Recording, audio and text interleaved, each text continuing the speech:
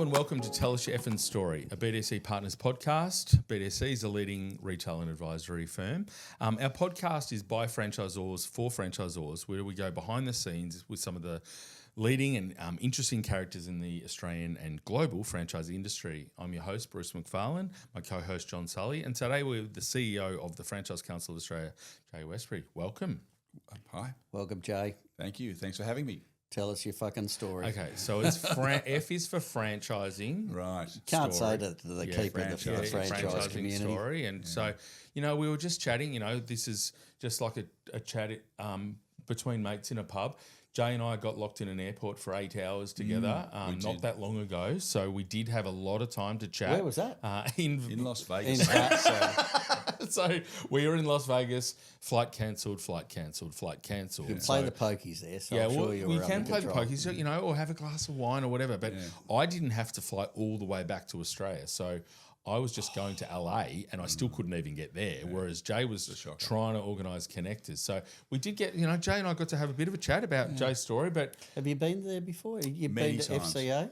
Yeah. Well, this is the first time I went to IFA. IFA, sorry. Obviously in my capacity at the FCA, but having come from the travel industry, in fact, I was only chatting to a colleague yesterday who said to me, how's it going? You're still doing 170 flights a year. And that's how many I used to do in my former job. so that's why he knew that when the flight was cancelled, just buy a bottle of wine. Yeah. And just straight into it. Don't buy it by the glass. Much more economical. Straight into buy the bottle. How many frequent flyer points do you have? Look, I used to have millions, and I have been what's called an AO, which is it's part of the Emirates scheme, where in Australia with Qantas they have this Platinum 1, which many people Is that like the Captain's Club? Or well, that's different to the Chairman's Lounge, and of course there's a book about that. Great reading for those that want to read it from Joe Ashton. But the in Emirates, if you've flown that much, you get tarmac transfer. So the A380 will pull up in Dubai. You'll walk down the staircase. There'll be a 7 Series or some fancy car. You'll be driven directly to an entrance. You'll walk in. You won't be carrying anything. They'll just take you. You'll go up a lift and you're straight into the first class lounge, where usually there's a glass of Dom Perignon waiting for you, or whatever other thing you might decide to have, or all of the above, depending on your suite of choices. It's your whim. And of course, you will have arrived having had a shower because, of course, you've flown first class. You've had a shower and all of the other amenities that are provided for you in the Emirates first class cabin of an A380, which is pretty special.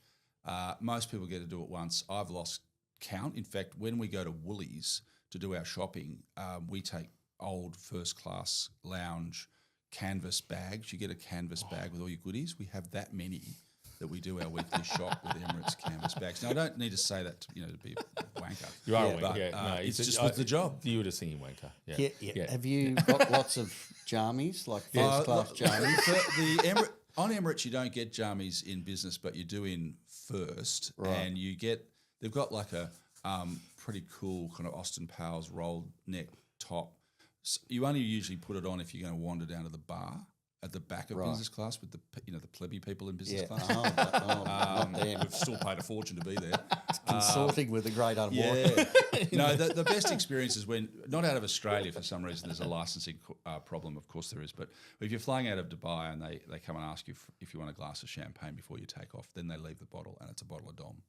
Oh God, it's amazing. Yeah. Okay, So we're going to go back. Give us the background. Yeah, no, we'll go back. So, Sydney boy, grew up in the northern part of Sydney. Yeah, look, city boy, I was very fortunate. I went to Barker College, which is no, you didn't, did you? I did. Did you go to Knox? No, fuck no. Good. I went to Cranbrook. My son's at Cranbrook, so good. Yeah, we all know the saying too, but I don't think you that's... could say that. I don't know if it's appropriate these days, given that my son Jackson's there, but no. And they've got girls coming soon. And Has that started? No, next year. Right. So okay. Jack's going into year 11, and he'll be in the first year that apparently we say we're going co-ed. We're not allowed to say we're getting girls. We've all been coached. Right. Yes. Right. So you went to Barker from primary school? I went to Barker from primary through. I was very fortunate. My mum and dad had pubs and butcher shops, so we were... Pubs and butcher shops? Yeah, Dad's a butcher. Started as a butcher and then pivoted, if that's the right word, into pubs. Liked a beer as well as a steak. Yeah, beer and steak. Although he's a non-drinker, so that's probably why I was successful. That's probably why I'm not in pubs. Anyway, pubs in Sydney? Yeah, in Western Suburbs, actually. Right, okay. They had a big place at one stage called the El Toro Motor Inn, which anyone that's watching or listening from Liverpool would know well. And that's where I cut my teeth in the hospitality industry. Yeah. Left school, went to what was then the Ryde School of Hospitality Management, and did effectively an apprenticeship with my dad at the pub. And, cooked steaks, washed up, served restaurants, pulled beers, all of the things, fixed up the gaming machines, got stuck up, held up by shotguns. Oh, It was Liverpool. great. The bottle shop was a drive-through, so it was a regular Friday night sort of hold-up thing. Yeah, right. So you just became used to it. Take a Did ticket. your You just dad have a hope they gun? never. Yeah, gun. Yeah, my dad had a gun too. We had a bottle shop, and so Dad had a In the gun. supermarket, did he? Yeah. No, he had a gun, and because people break into the bottle shop all the time, and so Dad would drive down. We lived near the bottle shop, and the alarm would go, and Dad would be down there with the gun. I'm like, he said people pulled guns. Yeah, he didn't. everyone- Did you have a gun pulled on you? All the time. It was a regular thing. In fact, I was duty manager. My brother was out there one day, and I was watching it on the very fancy CCTV, which of course wasn't that fancy at the time. And there with the gun in him. I'm ringing the phone. He picks the phone up. I said to him, "Mate, just give them the money. Right? They don't want the booze." He goes, "Oh, I was seeing whether they wanted some, whiskey to go with it." I'm like, Upselling. your brother? He's "That's upselling. customer service for a To a guy robber." with a gun. Was he older or younger? He's an older brother. So So when did you guys leave Barker, if you don't mind me asking? What year? early 80s. Yeah, Early early 80s. 80s. So I'm 84. Yeah. So did you know Matty Nutt, who went to Barker? Matty Nutt Michael doesn't- Cox? Doesn't ring a bell. Anyhow, No. I'll digress. We'll talk about that later. Yeah. Did you so other than hospitality, what else did you do? Sport? Kid I or was a swimmer. swimmer? So, I was a competitive swimmer, actually, very competitive swimmer. I swam in the Pan Pacs Games, actually, in Fiji for Australia and got a bronze medal in the 50-metre Jesus. freestyle. So that's I a still lot of hold- early mornings. Yeah. I still hold a record for the under-9s at the Roxburgh Park swimming pool in Borkham Hills, if you don't mind. I was not informed we had a celebrity on today. No, it's still got my name there on the board. I have a feeling that Any at Barker? Any records? no records in Barker. I was up against the Renshaws, which happened to be gold medalists Oh, that sucks. in the Olympics, so that was always a bit tricky. I was always sort of third or fourth at Barker. Did you do life saving as well? We did. You're not we far did- from the beach. We did our medallions and all Yeah. that stuff that you did back in those times. Nippers? Didn't do nippers. Dad was always busy, so he couldn't be shag taking us to the beach. On a And Sunday, we lived in Dural, so that was like yeah, a right. packed Yeah. lunch and an How long esky. did that take you to get to Barker from there? Well, you'd walk up through Trapel's Orchard, pinch a peach on the way, and get the bus down to Pennant Hills. And Yeah, right. The train up to Hornsby. Instant lunch. A long time. Yeah, that's a fair way. Yeah. Jeez. Yeah, and of course, if you missed the last bus home, you'd be in the phone booth ringing Mum, going, "Oh, can you come and get?" Well, me, did you have Mum?" to train for sport after school and stuff? I had a bit of a medical problem when I was in my teens, so I actually took up refereeing. Oh, so right. I was a ref for rugby.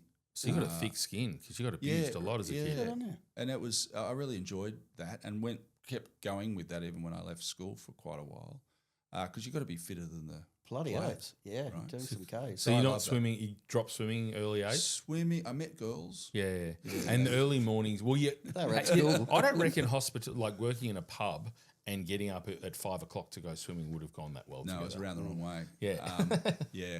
No, look, it was, I had a fantastic childhood. Mum and Dad were just incredible human beings that we lived in a magnificent house.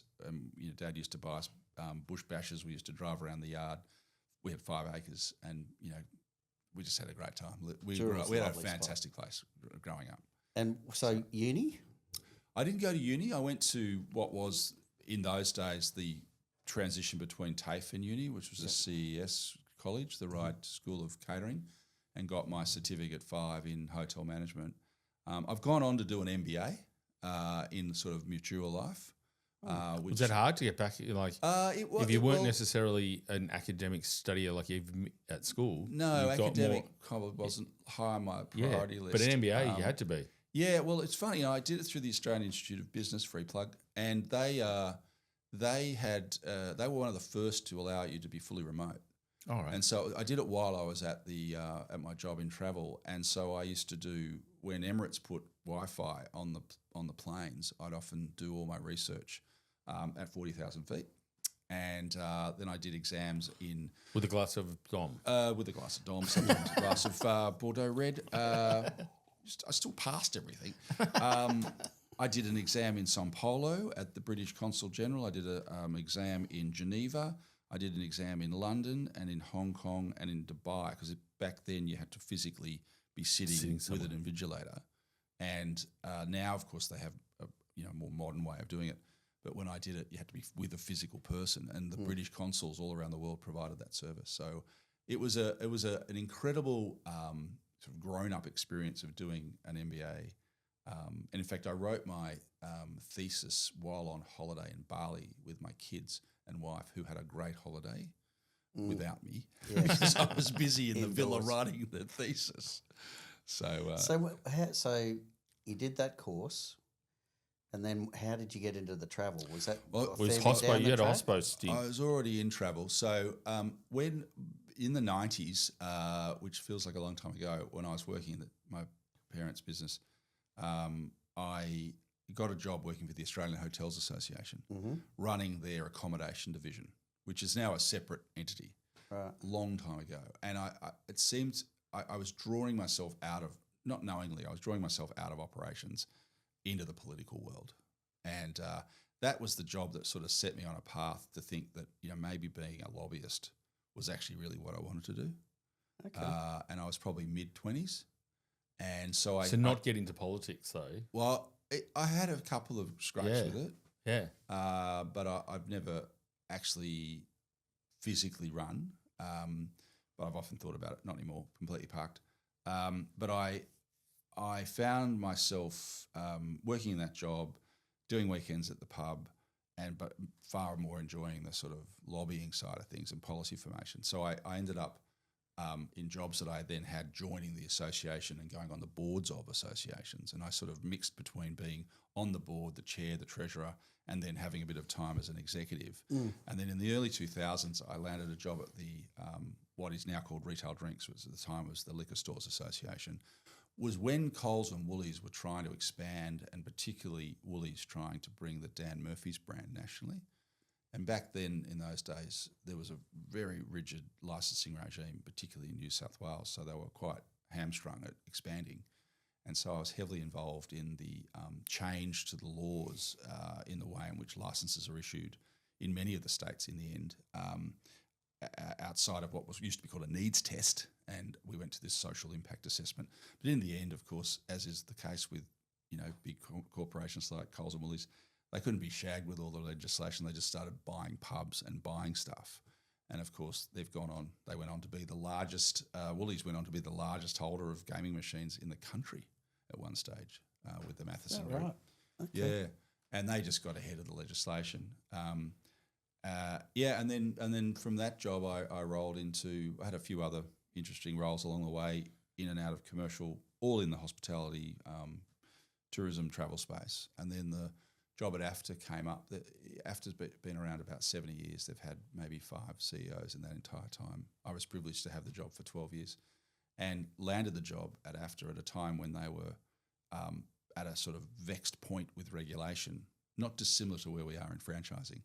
And I was fortunate enough to get the job, and we went on to do some amazing work, deregulating the entire industry, introducing an accreditation scheme for the travel agency community, distribution, created an incredible environment for Australian businesses to be internationally competitive, because Australian domiciled businesses were, as is the case in so many cases in Australia, so overly regulated compared to their international competitors. Right. And so it wasn't a level playing field. And a .com that had a server in Delaware could arrive in Australia and not be regulated by the same really, really ridiculous heavy-handed regulation that existed in Australia. So and we were well behind the rest of the world with all of that, or what? Well, just slow adopters. We were well ahead of the game in the end with what we ended up doing. We were still sitting in kind of 80s thinking, very transactional, in the sense that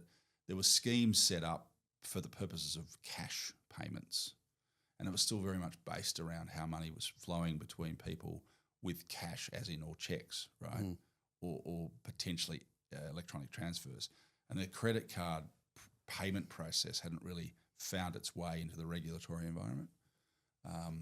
And of course now, most people pay for their travel with a credit card. And so we were heavily involved in that process, but also just the general regulation that the government used to tie everybody's balance sheets up in these ridiculous criterias that meant they were impacted by their ability to expand because they had to meet a certain financial criteria in Australia. And that didn't really matter whether you were a flight centre, top 75 listed ASX, or a Bruce and Jay suburban travel agent in Chadstone. It didn't matter who you were; you were just strung up by these ridiculous rules. So we managed to blow that all up, and the industry became the regulator, Right. which was pretty cool. And it still stood the test of time. So it's now been in place for 15 years. It survived the deregulated environment, survived all of the crazy global pandemic that went on with COVID. Yeah, I was going to say we talk to lots of franchisors, and we've just had a couple in here, that we've talked to about COVID, and if you're in food or bulky goods or whatever, but travel, like being in travel in COVID, Smashed. like That was smashed. Yeah, so your members are just shut down. Yeah. Well, even worse than that, actually. It was actually far worse than just shut down. They were in reverse. So while they had no money coming in the door, the expectation was every cent that had been come through the door that wasn't going to be availed had to be given back. So everyone had booked their flights and Wanted their money back. And the problem with the money go around that exists in travel is that the poor travel agent, even the poor travel agent flight centre, top 75 listed enterprise, doesn't have the money. Well, it's so much money. Well, they've passed it on to the supplier. Yeah. So in your industry, is it with just all Well, nightmare, class actions, cranky customers, and if you look at it, I think Qantas is still reeling really in their behaviour still today, sadly. So the airlines aren't members of the association, though? No. FCA structure is very different, I got to say, and it's something that I'm slowly coming to terms with. But no, most industry associations are a representative of one bit of an ecosystem. Of the industry, yep. Right? So not franchisors, franchisees and suppliers. Yeah. It's just one them. Bit. Yeah. Right? So you're just a bit of travel. We no were airlines. Distributors. We were the travel distribution middle person. Yep. Right? The travel agent that sat in the middle. How many are there? Well, back then there was 3,500, nearly 4,000. COVID saw the end of about 30% of those. Jeez. Plus, of course, we had an expressway to pivot to online. The industry was heading towards an online purchasing proposition, but certainly COVID sped that up. But surprisingly, people have returned to travel agents, because if you're travelling overseas as an Australian and dropping 40 or 50 or 60 grand on a holiday, that's multifaceted, multi-itineraried, possibly cross-functional across many suppliers, it's hard to Google yourself through an itinerary like that. You can, but you always stuff it up. Right, you stuff it up. Plus, when shit goes wrong, who do you call? Yeah. And I think we were talking about that actually when we were in Vegas, right, at that conference. I was a victim of my own not listening to myself, because I booked direct. So I'm on the call to American Airlines like all the other 2,000 people in the airport, whereas the 2 or 3 of our colleagues that had travel agents they jumped were on the planes. Flights. Yeah, so there was 8 of us, I think, at the start, all trying to get on the same plane. Yeah. And a couple were like organising to jump on planes to different cities, different airlines, and all this stuff. They were all mixing up. Whereas the 4 of us got just rated out for 8 hours. Became very good friends with each other. Had a good trip. Yeah. So what happened there? What was that all like? Was it weather? It rained. First time it rained in Rain, Vegas. yeah, 200 days, and it just rained, and American just cancelled. Everywhere, but they just shut the whole thing down. So so travel. So let's so we will touch on it. So you had it's a tough time. You're in COVID. Yeah. You've got the industry's contracting. Like it's pretty tough. Things did. Things weren't going so well, and then you ended up exiting the industry. So talk us through that. Well, just before I say that, I mean, what had become evident was that without a specific support package, the travel agency community would have been obliterated. And so, fortunately, in the end, the government did put $258 million on the table to specifically support the travel agency community. Now, the money was given to them technically for the purposes of giving it back to the consumer, but and some of that did occur in the end, but it was also survival. And of course, in the midst of all of these things being negotiated, JobKeeper arrived, which of course was the golden nugget of saviour of modern life, and no doubt Josh Frydenberg will probably end up winning some Nobel Peace Prize or something for that, because it became he lost his seat. I mean, go figure. Only in Victoria. Oops. Maybe we should edit that out. He did.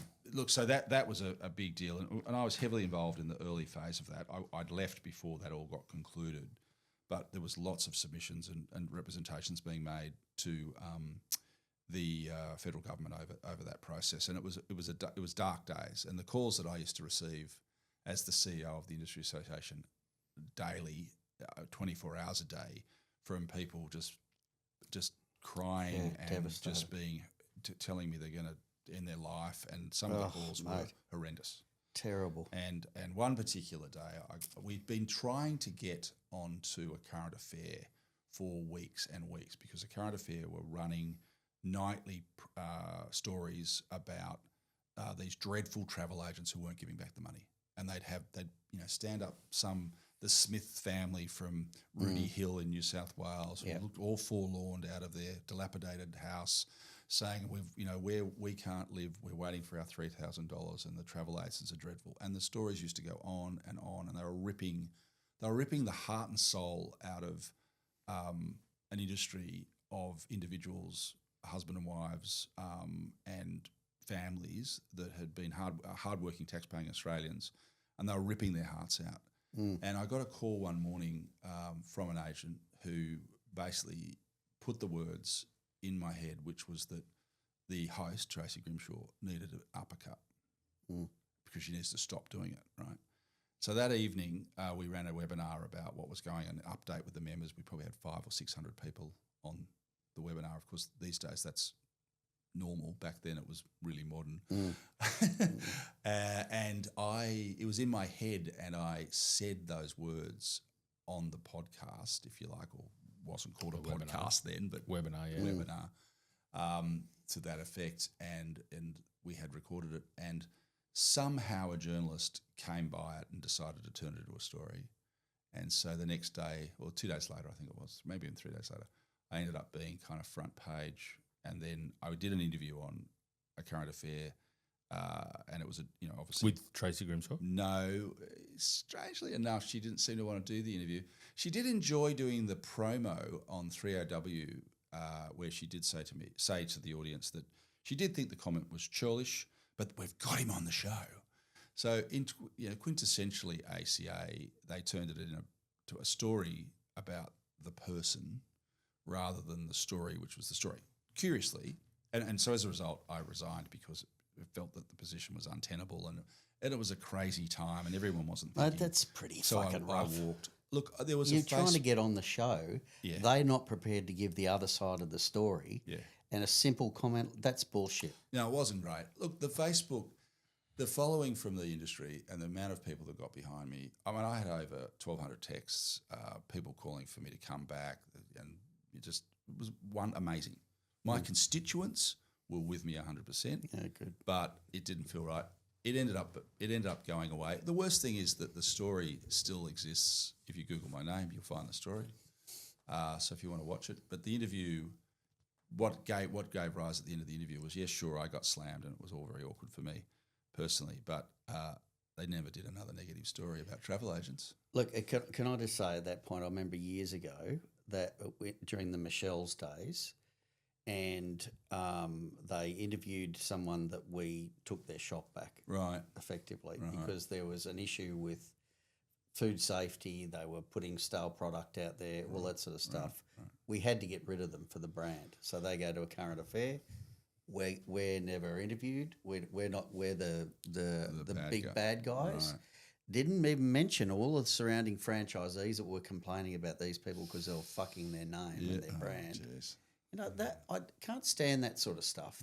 That's Yeah. anyhow high But horse that's- over, but yeah. that's just poor journalism. That's just sensationalism at its worst, And, I think, exploiting people. in yeah, bad and look, in situations. light of the whole scenario, I mean, you look back at these things, I mean, clearly I shouldn't have said what I said, and, I've obviously got a lot of regret for that. And I've made all the appropriate apologies that one needs to make, including writing letters to Tracy and all the things that you'd expect one to do. And but personally for me, it put my life into an absolute tail end of disaster, frankly. Well, tailspin, because you're struggling, the industry's struggling, Yeah. and then you're doing whatever you can to try and support your members, Yeah. and you've been there for 12 years, and now you're not in the industry, No. and you need a whole career change coming out of COVID. Well, I needed a career change because there was no career to be had in travel. Yeah, because the travel industry was in a- wholesale shutdown, right? So you became a consultant, Yeah, I did. started a business. I did. Dovic Consulting was the name of the. It's an anagram of COVID. Yeah. Right? For those watching along, and it probably goes to my mindset at the time. Yes, I can imagine. And anyone that wants to buy Dovic.com, it's for sale because I don't seem to need it anymore. But you did it for 4 years? I did it for 4 years. Yeah. Look, I did a lot of government relations and lobbying because Your people background, say, taxi drivers say to you, what do you do for a living? You say you're a lobbyist, and they go, huh? I got involved in I got really heavily involved in the blockchain world around trying to get all of the state government pieces of software that were validating your COVID vaccinations to be able to uplift that to Services Australia to allow some sort of validation for those that wanted to travel overseas. So I got heavily involved in it with a blockchain company that was bidding for the business. I helped out with some grants for the oil seed industry, who knew, plus a whole heap of other really random stuff that I got involved in consulting, got involved with a couple of charities, and had an okay time doing it. But and it was okay. It was okay. It wasn't fabulous, but it was okay. And it was like with most consulting businesses when you first start out, it's, heartbeat, got the work, no work, got the work, no work. Well, it's really hard. It is hard. And so you grew up in a family business, and now you're back running your own Running our own, business. And so you've experiencing what your members at the travel and now franchising industry, Totally. the good and the bad and the ugly of paying the bills. Paying the bills and doing the cash flow and dealing with all those things. So, and then so that was it was tough slog, and I wasn't loving it, and I was actually missing an industry. I wasn't necessarily missing travel, although I still miss travel. I mean, you can't shake an industry like that when you've been around it for so long. And of course, travel does sort of flow a little bit into franchising. There are some franchising models in travel, not as big as perhaps other verticals. But you've got it. So you've just jumped out. You had a bit of a fire over here, and then you saw the franchising industry and went, "Shit, that's on fire. There's things that are on fire over here." Yeah, I possibly didn't realise it was a tsunami coming Yeah. at So me. how much? Just talk me through the due diligence that Yeah. you did on. So a friend of mine, I wasn't really looking for. I'd been thinking about looking for a job last year, right? And mainly my missus saying, you need to go and get a job. I have a job. I have a business. Yeah, but you need to get a job. So I started looking in the April, May. Can you relate? Yeah, and yeah, you both relate, right? Yeah. And so anyway, colleague's friend said, "Oh, did you see the FCA is looking for a CEO?" So And I'd heard of the FCA around the traps within political circles and thought, franchising, I could probably get my head around that. I mean, there's an association for everything. And so, I could have been, the pickling association. I mean, there is literally an association for every conceivable thing. But some of those things I just couldn't see myself getting out of bed and being excited about it.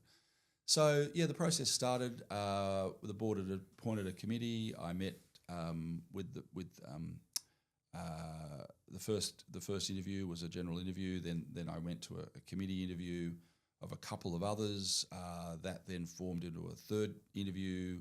That then formed into a full board interview with a presentation. And I was given a degree of information about the situation. But to be really candid, I'm not quite sure everyone quite knew just really how bad things were financially at the FCA at the point, because I was it was July. So I started in the July, ended up being appointed by the September. And I think there was so much going on in amongst the FCA from let's get this sorted out, where are we up to, what do the numbers look like? They obviously still tried to run a successful conference. There was an interim person in place. There was staff coming and going. It was, it was a perfect storm of mess, really. Yeah. So it was obviously, we're not going to have a lot of time, and we don't really need to look back in terms of that. So, you've been in the role for a little while now. You've, steadied the ship. The first thing is just get through the first year, and a couple of initiatives that you've got for this first year. Well, I think I'll just say I've been there 6 months Sunday. We are back to profit. We put our 6-month results out publicly, transparently, as everyone asked us to. That's an unheard of thing in industry association world, to post an interim 6-month profit publicly. That's not something that an association would ever do, because you basically work on the premise of an annual report, right? So the unaudited accounts went out. We had 1,158 clicks. It's probably the most clicked item the FCA has ever seen in the history of the FCA. I haven't had one comment, because we're back to profit. And we're actually, at that point, we'd made a $50-something thousand loss for the 6 months. But we're now looking to February's results. We're back to profit, and we've got no reason to believe we won't break even or make a little bit of money, which is terrific. So, how has that happened? It's just by steadying the ship, sticking to the knitting, doing a couple of things really well, focusing on the things that matter, and not coming up with ridiculous, undeliverable, grandiose plans, which I think is part of what happened in the past. And of course, from an initiative's point of view going forward, and looking into the future, we've introduced the Franchise Industry Awards, which is will be a signature event for the industry. It'll come every year. It'll go round and round. It follows the premise of what was the National Travel Industry Awards, which I really amplified during my years in travel. You don't have to be a member of the FCA to go for an award at the FIAs, because it's the Franchise Industry Awards. And we've got a running joke in the office: if you're not a member when you win, well, why wouldn't you be? But that's up to you. So we think it'll be a really great celebration, really pushing the franchisees, franchisors and suppliers as a collaboration of the whole sector. And then, of course, we're really trying to turbocharge the NFC in October, which is being held on 19, 20, 21 in Melbourne. And on the Sunday, we've got the Legal Symposium running in parallel with the Multi-Unit Franchise Summit, which has an awkward acronym, but anyway, I'll leave you to work that out. We're also going to be running the Franchise Accounting Network, and we're looking to now run the Franchise Marketing Network. So we'll have 4 separate streams on the Sunday, across, which will be a first to have that many streams running, and then we'll go into the main plenary. We've already booked some incredible speakers, stuff that franchising I don't think is ready for or ever seen before. Still waiting to confirm one really cool person who used to be an ambassador to the United States. So we've got a great lineup. We've already sold 50 champion tickets, so there's a new Champions Club at NFC. And those that have been fortunate enough to be smart enough to make the investment early are going to get special treatment. It's not the Chairman's Lounge; it's the Champions Club. Right. So we've got some, and look, we're going to run three really smart things going forward through the end of 25 and into 26. We're going to do the FIAs really well. We're going to do the NFC really well. And we're going to really nail our lobbying efforts. We're going to put FCA back on the map in Canberra. We're no longer going to be seen as kind of this thing on the side. Who are they? What are they? No. We're going to become a significant player in Canberra. We've got a big reform process going with licensing, and we need to get on the front foot now so that when we say stuff, politicians listen. And that's the goal. It's three simple things. Get the teeth back. I know you've got a hard stop in a couple of minutes, but we do ask at the end of this for a tip for franchisors. You've been in the industry for a little while now. You've got to meet a lot of franchisors. Is there anything that you can suggest for franchisors? Because we have a lot of emerging and people thinking of franchising that listen to this. So is there any tips that you've learned in your first stint? Look, the one that I probably have really felt them, and it may be a little controversial in saying it, but show the franchisees a little more love and expect and accept that they are potentially not necessarily capable of doing everything all the time because they're small business operators. And while the beautiful thing about the franchising model and the statistics, of course, support this, that you're better off to be in a small business in a franchise than you are to be in a small business particularly during COVID was an example. Well, in the year of 24, 27,000 small businesses went into liquidation, and less than 5% of those are in franchising. So it means 95% of small businesses.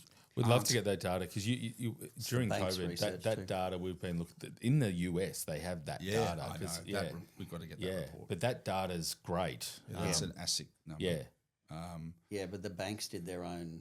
When one of the last catch-ups we did, the banks said that they did all that analysis, came up with those results, and that's why they've now gone back to franchising. Of course. No, and I think that's the thing about franchising is that the network creates a safety net that otherwise doesn't exist if you're just out on your Pat Malone. The difficulty is, of course, and a lot of the FCA's focus is on Dr. Schaefer apparently coined this phrase, the 80-20 rule, which is that 20% of the networks produce 80% of the revenue and 80% of the networks produce 20% of the network of the revenue. I haven't seen that statistically confirmed anywhere, but it seems like a convenient thing to say. A lot of our focus going forward will be on the 80% generating 20% because they are the emerging ones. They themselves are small businesses. They need support as a franchisor. For sure. It's a massive thing. And I think there's a lot of work for us to be doing more in that space. Massive amount. Yeah. Now you've got to go. Yep. So thank you very much for taking some time to spend with us today. Thanks for listening to the BDC Partners podcast. If you enjoyed what you heard today, remember to like and subscribe. Thank you very much, Jay, for spending some time with us. You're welcome. There's a lot more questions we could have asked, but for another time. Next time we're stuck in an airport together. There you go. Thank you. Thanks a lot. Good on you.